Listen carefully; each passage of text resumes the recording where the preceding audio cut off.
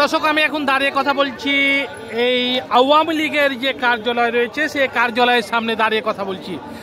আপনারা জানেন যে আজকে 10ই নভেম্বর এবং এই 10 নভেম্বর স্বৈরাচার দিবস উপলক্ষে শহীদ নূর হোসেন দিবস। আজকে স্বৈরাচারের পতন নূর হোসেনের রক্তের মাধ্যমে মূলত এরশাদের যে পতন ছিল সেই পতন হয়েছিল এবং এই পতনের মধ্য দিয়ে বাংলাদেশের একটি গণতন্ত্রের শুভলগ্ন শুরু হয়েছিল।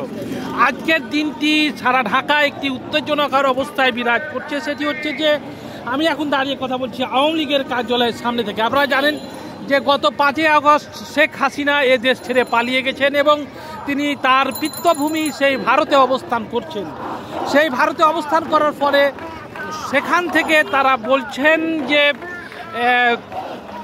তারা আবার এই রাষ্ট্রে প্রবেশ করবেন এবং তারা বলছেন যে এই আবার তিনি বাংলাদেশে প্রবেশ করবেন বলে তার পক্ষ থেকে বলা হয়ে থাকে। এবং সবচেয়ে বড় কথা হচ্ছে যে শেখ হাসিনার যে ভিডিওটি ভাইরাল হয়েছে গতকালকে, সেখানে তিনি বলেছেন যে তিনি টুস করে ঢুকে যাবেন এবং পাশাপাশি ট্রাম্পের ছবি নিয়ে তার নেতাকর্মীরা যেন আবার সক্রিয় হয় এবং এটাকে একটি গোটা পরিস্থিতিকে বেকায়দায় ফেলার জন্য তিনি তার নেতাকর্মীদের একটি পরামর্শ দিয়েছিলেন এবং এই পরামর্শের ফলে এখানে বৈষম্য বিরোধী যে ছাত্র সংগঠনের নেতাকর্মীরা এখানে উপস্থিত হয়েছেন। দর্শক, আপনারা এখন দেখাচ্ছি সেই আওয়ামী লীগের কার্যালয়ের এই কার্যালয় মূলত এটা আওয়ামী লীগের 5ই আগস্টে বৈষম্য বিরোধী ছাত্র জনতায় এই 5ই আগস্টে আওয়ামী লীগ যে কার্যালয় রয়েছে সেই কার্যালয়ের এই অবস্থা দেখেন।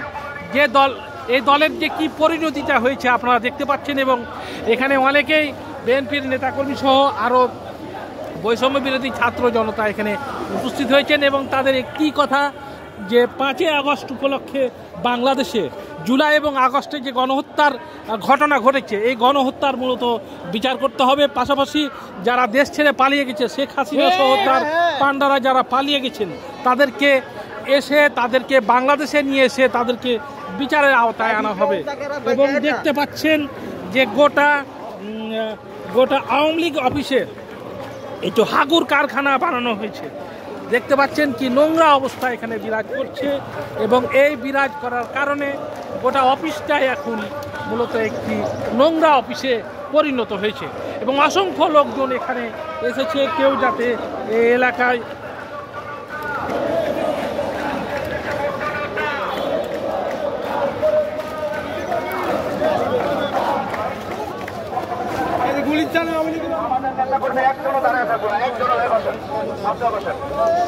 দাঁড়িয়ে থাকবো না। বসেন, আপনি আগে বসেন, আপনি আগে বসেন।